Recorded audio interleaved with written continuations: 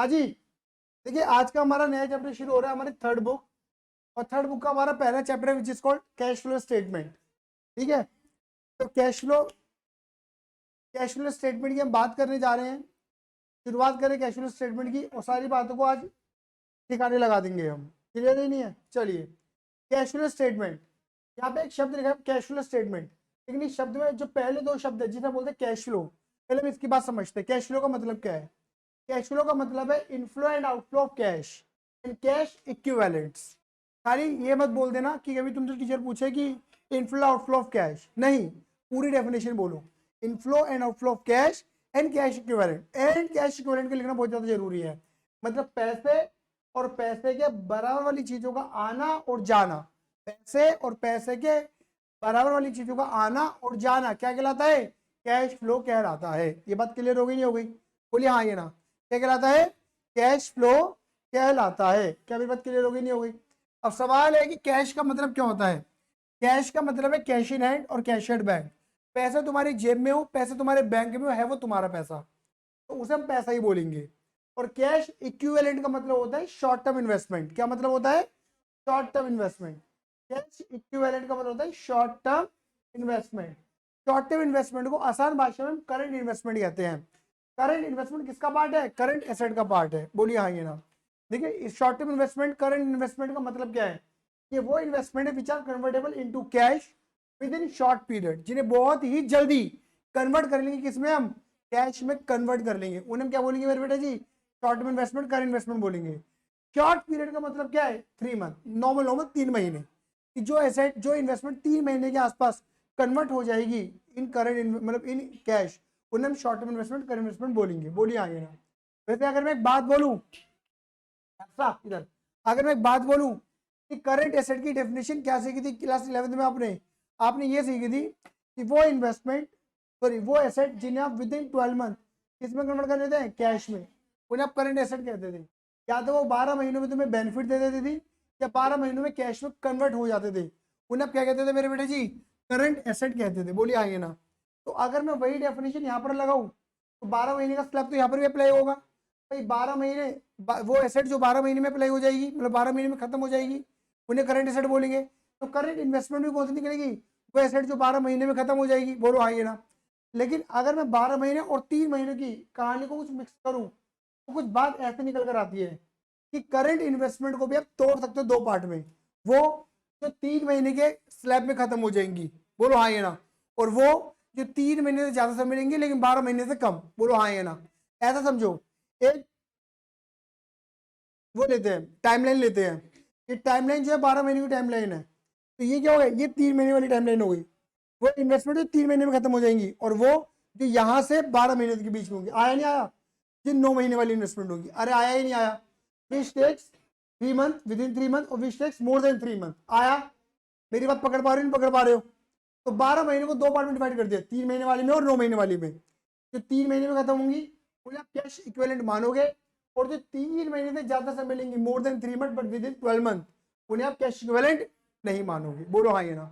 अगर बहुत आसान भाषा की मैं बात करूं, क्वेश्चन अगर कहे कि करंट इन्वेस्टमेंट को कैश इक्विवेलेंट मानना तो मान लेना। क्वेश्चन अगर कहे कि करंट इन्वेस्टमेंट को कैश इक्विवेलेंट नहीं मानना तो मत मानना। क्वेश्चन बोले मानो तो मानो, क्वेश्चन नहीं बोले तो मत मानो। बोलो हाँ ये ना। और क्वेश्चन कुछ ना बोले तो मानो मानो मानो। बोलो हाँ ये ना। दोबारा बोलू, क्वेश्चन कहेगा कैश इक्विवेलेंट मानो तो मानो, क्वेश्चन कहेगा नहीं मानो तो नहीं मानो, क्वेश्चन कुछ नहीं कहेगा तो मानो मानो मानो। समझे ना? क्लियर ही नहीं है? और नॉर्मली पता है क्या है, जितने भी क्वेश्चन तुम करोगे ना, और इवन जितने बोर्ड्स में आए हैं ना अभी तक भी, तो सब में करंट इन्वेस्टमेंट को क्या माना गया है? Current investment, marketable security, short investment को सबको कैश इक्विवेलेंट माना गया है, माना गया है, माना गया है। आया ही नहीं आया? अरे बात समझ में आई नहीं आई? ये है कैश फ्लो। तो कैश फ्लो का मतलब क्या निकला? Inflow, movement of cash in cash equivalent, मतलब पैसे और पैसे की बराबर चीजों का आना और जाना कैश फ्लो कहलाता है। अब जो कैश फ्लो स्टेटमेंट है इसे एब्रिविएट फॉर्म में CFS कहते हैं। इसका format AS3 revised accounting standard number 3 revise में डिफाइन करा गया है। CFS हमारे फाइनल अकाउंट का पार्ट माना जाता है। किसका पार्ट माना जाता है? हमारे फाइनल अकाउंट का पार्ट माना जाता है CFS। क्या मेरी बात समझ में आई है नहीं आई? CFS हमारे किसका पार्ट माना जाता है बेटा जी? फाइनल अकाउंट का पार्ट माना जाता है। पहले नहीं था सीएफएस, लेकिन जब इंडियन कंपनी 2013 आया तो उसमें सीएफएस को मैंडेटरी कर दिया गया कि हर कंपनी को बनाना बहुत ज्यादा जरूरी है। बात क्लियर होगी नहीं होगी? तो एस3 रिवाइज बहुत ज्यादा जरूरी, मतलब एक तरीके से सीएफएस का फॉर्मेट डिफाइन करा गया यहाँ पर, ठीक है ना। ये किसके ऊपर बेस्ड है? ये कैश बेसिस अकाउंटिंग के ऊपर बेस्ड है। कैश बेसिस अकाउंटिंग का मतलब होता है, कैश बेसिस अकाउंटिंग का मतलब होता है कि पैसे का आना और पैसे का जाना, बोलो हाँ या ना। जो पैसे का आना और पैसे का जाना रिकॉर्ड करेंगे उन्हें क्या बोलेंगे? कैश बेसिस अकाउंटिंग बोलते हैं। मतलब पूरी सीएफएस में पैसे का आना और जाना देखा जाता है, पूरी सीएफएस में पैसे का आना और जाना देखा जाता है। जैसे कैश बुक होती थी ना, कैश बुक में क्या होता था? पैसे का आना जाना रिकॉर्ड होता था ना। कैश बुक में 2 कॉलम होते थे, cash column, bank column. Cash के थ्रू आना, बैंक के थ्रू आना, कैश के थ्रू जाना, बैंक के थ्रू जाना। ऐसे सीएफएस में भी होता है। बट जो सीएफएस है, सुनो, जो सीएफएस है, ठीक है ना, वो कैश बुक की तरह नहीं बनती। इसका अपना अलग फॉर्मेट है, कैश बुक अपना अलग फॉर्मेट है, लेकिन दोनों में बात सेम है, पैसे का आना और जाना देखा जाता है। अब बात करेंगे किसकी? कि सीएफएस कैसे बनती है। तो सीएफएस का मतलब क्या होता है? तो सीएफएस सुनो, सीएफएस का मतलब होता है statement in which we show inflow and outflow of cash and cash equivalent in a systematic manner. मतलब वो स्टेटमेंट, वो पेपर वर्क, वो चिट्ठा, वो भी निकाल के तो बैठेगी नहीं, दहेज लेके बैठ गई अपना।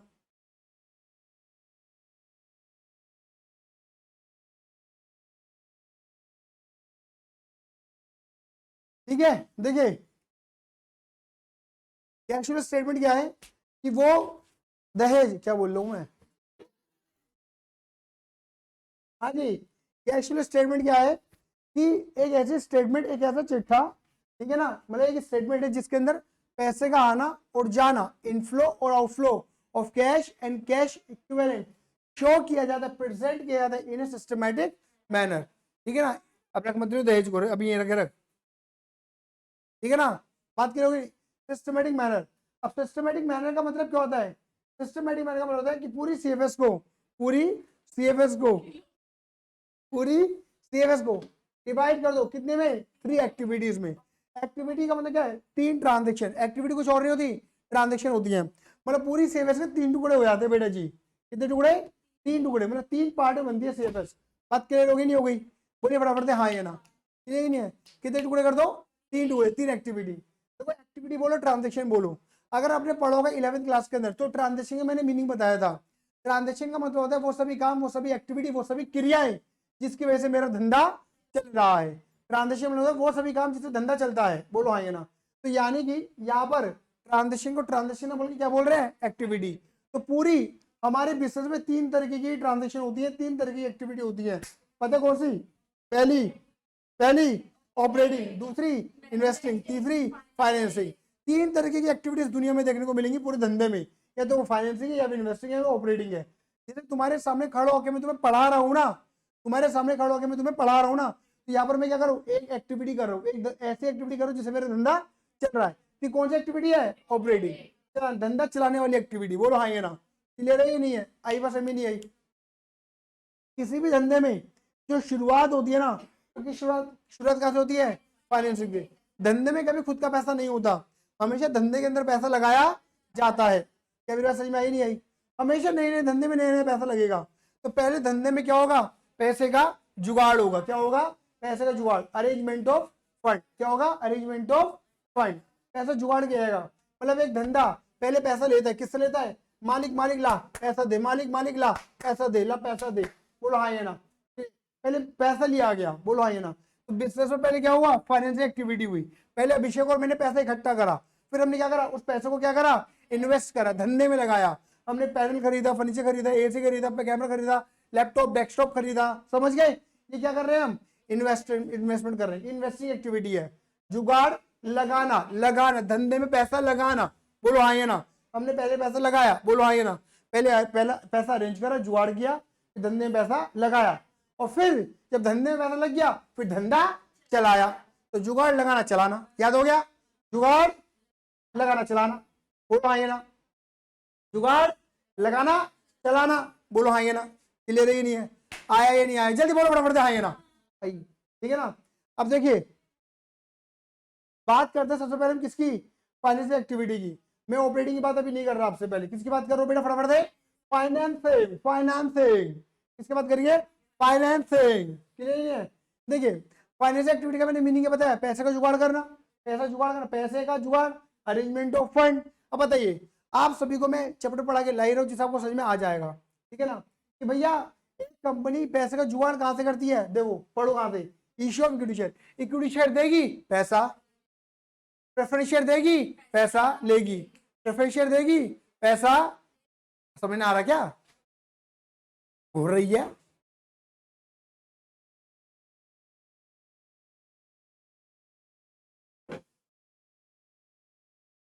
हाँ जी, issue of equity share, equity share देगी पैसा लेगी, प्रेफरेंस शेयर देगी पैसा लेगी, issue of debenture bond, debenture देगी बॉन्ड देगी पैसा लेगी, ये बैंक में जाके बैंक से क्या करेगी, रेस करेगी बैंक लोन, ये पब्लिक से पैसा मांगेगी, बोलो हाँ ये ना, क्या मेरी बात समझ में आई है नहीं आई।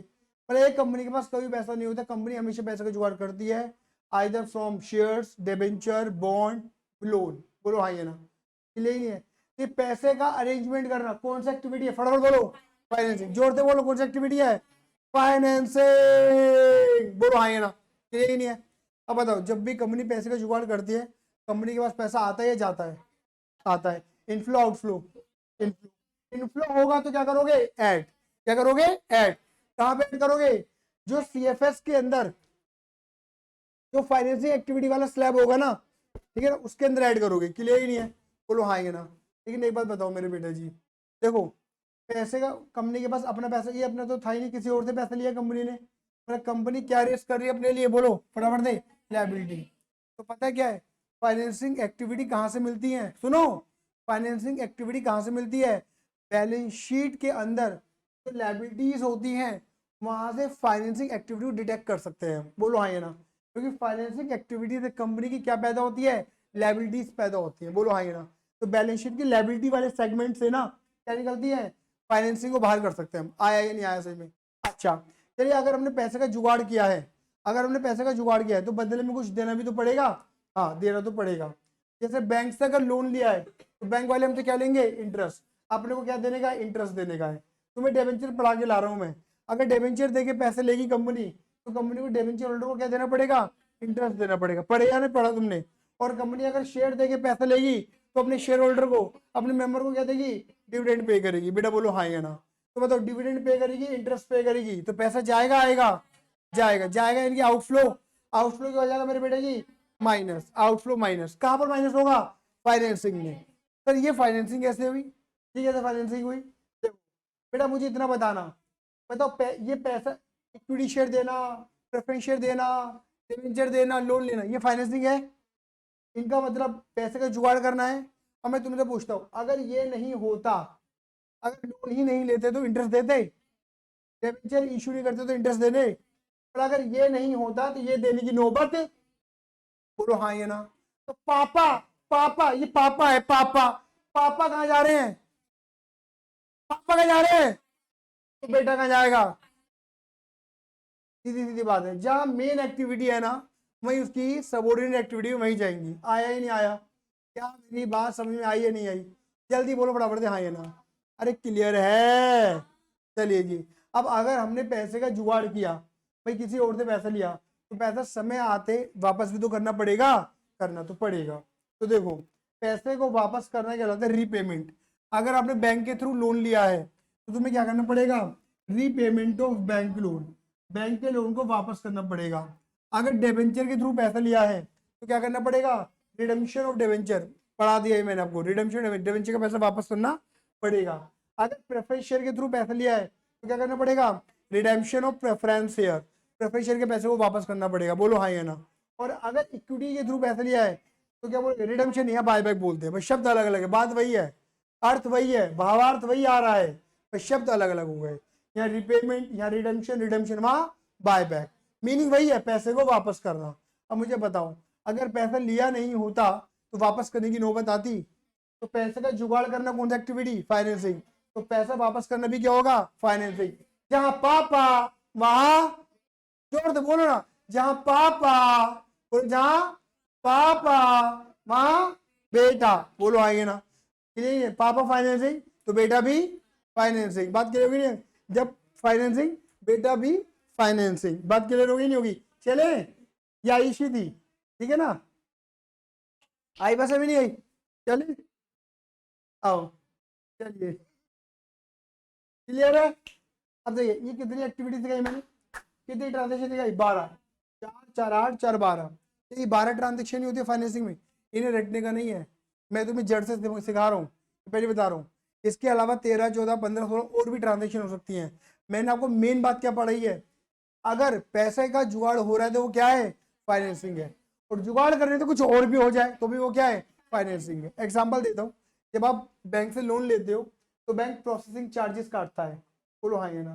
तो भैया पैसा लेना कौन सी एक्टिविटी? फाइनेंसिंग। तो प्रोसेसिंग चार्जेस देना भी कॉमन सेंस लगाओ, बोलो हाँ या ना?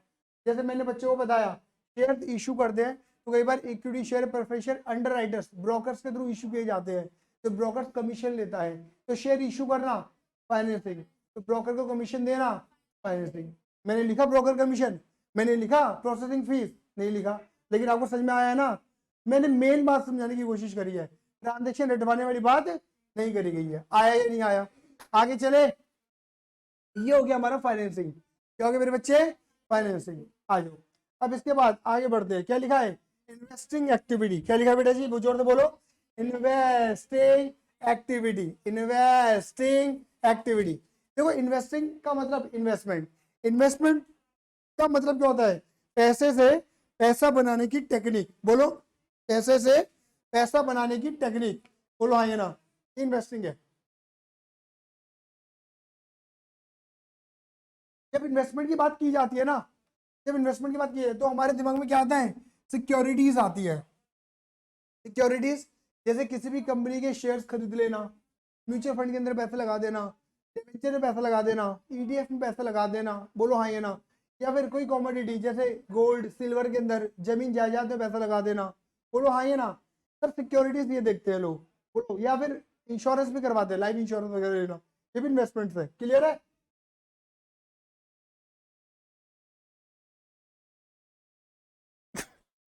सॉरी, हाँ जी। लेकिन इन्वेस्टमेंट का मतलब खाली सिक्योरिटीज नहीं होता, इन्वेस्टमेंट का मतलब फिक्स एसेट्स भी होता है। एग्जाम्पल का मतलब है, जैसे मान के चलो मैंने यहाँ पे एग्जाम्पल लिया कार। पहले मैंने बच्चों को एग्जाम्पल दिया था नंदराम में कि बेटा एक टाइम पे जब ओला उबर यहाँ आए, जब शुरू शुरू हुई थी, तब ओला उबर का धंधा बहुत तगड़ा चला था, कैब वाला धंधा। अब तो बहुत नॉर्मल चलता है, इसलिए ही नहीं है। तब इन्होंने बहुत ऑफर्स निकाले थे, है ना? लोग बड़े सस्ते सस्ते में गाड़ी में आना जाना करते थे।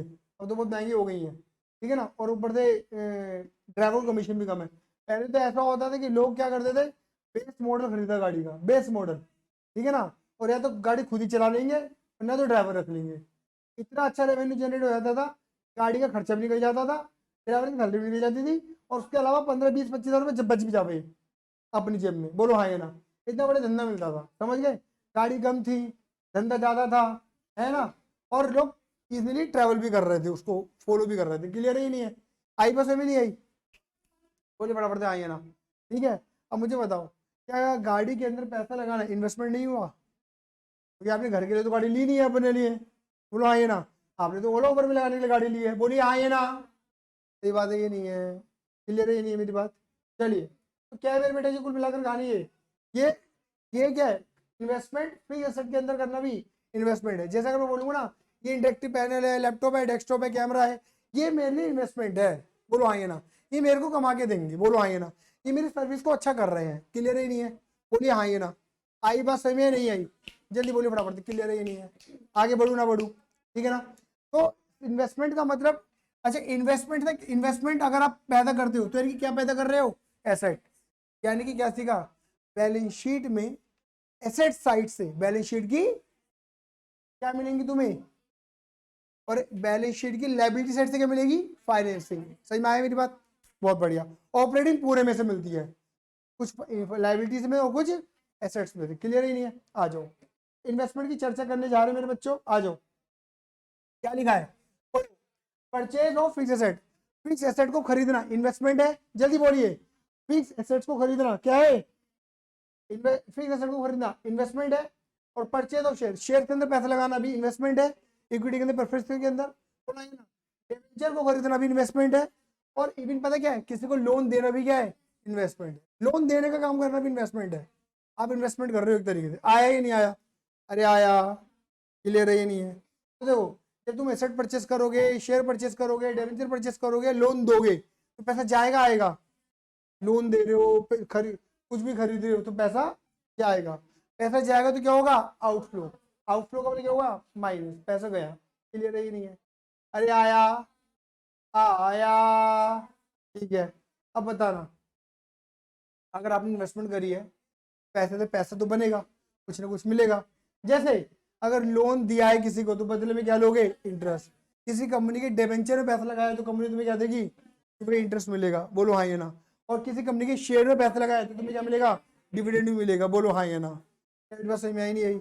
और purchase of fix assets, clear है। अगर किसी फिक्स एसेट के अंदर पैसा लगाया है तो हो सकता है वो एसेट तुम्हें क्या कमा के दे रही हो, किराया, रेंट, कमीशन कमा के दे रही हो, बोलो हाँ या ना। अब बताओ, अगर तुम फिक्स एसेट के अंदर पैसा नहीं लगाते तो रेंट आता, कमीशन आता, नहीं आता, ठीक है ना। शेयर के अंदर पैसा नहीं लगाते तो डिविडेंड आता, नहीं आता। अगर डिबेंचर में पैसा नहीं लगाते तो इंटरेस्ट आता, अगर लोन नहीं देते तो इंटरेस्ट आता, नहीं आता।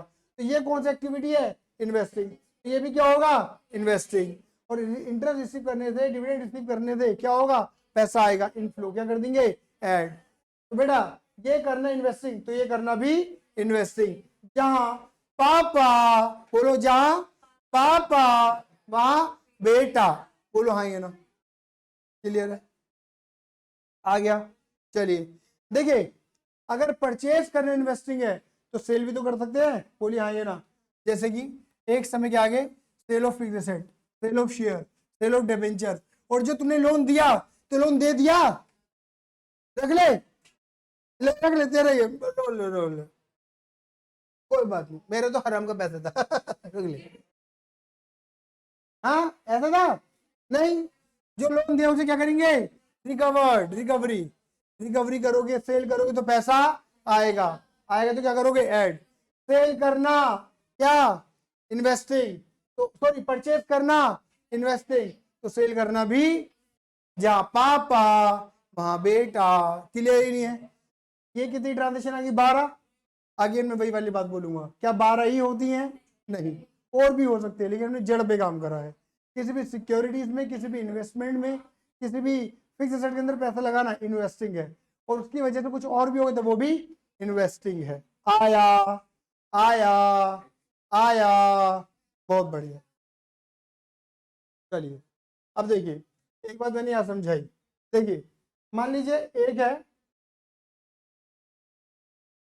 टी लिमिटेड कंपनी और एक है एन लिमिटेड, क्लियर ही नहीं है।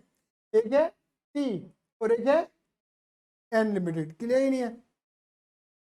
मान लीजिए कि टी लिमिटेड को पैसे की जरूरत है, एन लिमिटेड ने इसको पैसा दिया 10 लाख रुपए, बदले में इसने क्या दिया, शेयर्स दिए। 1 लाख शेयर दिए, 10 रुपए के अकॉर्डिंग 10 लाख के शेयर हो गए। बोलो हाँ या ना। दोनों कंपनी अलग अलग हैं, दोनों अपना CFS अलग अलग बनाएंगी, बोलो हाँ या ना। क्लियर ही नहीं है। दोनों कंपनी अलग अलग हैं, दोनों अपना CFS अलग अलग बनाएंगी, क्लियर ही नहीं है, बोलो हाँ या ना। मुझे बताइए ये वाली ट्रांजेक्शन इसके लिए क्या है, ऑपरेटिंग, इन्वेस्टिंग, फाइनेंसिंग। और इसके लिए क्या है, ऑपरेटिंग, इन्वेस्टिंग और फाइनेंसिंग। इसने पैसा दिया, इसने शेयर्स दिए। अब दोनों सेविंग्स अलग अलग बनाएंगी। अब मैं पूछ रहा हूँ, पैसा देना, शेयर लेना, पैसा लेना, शेयर देना, इसके लिए कौन सी एक्टिविटी है, operating, investing, financing, operating, investing, financing. And के लिए कौन सी है, इन्वेस्टिंग, क्योंकि वो शेयर के अंदर वो पैसा दे रहा है और शेयर खरीद रहा है, शेयर से पैसा लगा रहा है, तो इन्वेस्टिंग होगी। और इसके लिए ये पैसे का जुगाड़ कर रहे हैं अपने लिए, बोलो हाँ या ना। तो दोनों अपनी सेविंग्स अलग अलग बनाएंगी, तो दोनों अलग अलग लिखेंगी। ये एज अ फाइनेंसिंग रिकॉर्ड करेगा और वह एज अ इन्वेस्टिंग रिकॉर्ड करेगा। आया या नहीं आया, ये था कंप्लीट इंट्रो लेक्चर CFS का। आया, क्लियर ही नहीं है। अभी हमने अगर चर्चा नहीं करी तो किसकी चर्चा नहीं करी हमने, ऑपरेटिंग, उसकी चर्चा हम नेक्स्ट लेक्चर में करेंगे। आज के लिए धन्यवाद, सी यू, लव यू, जय हिंद, जय भारत।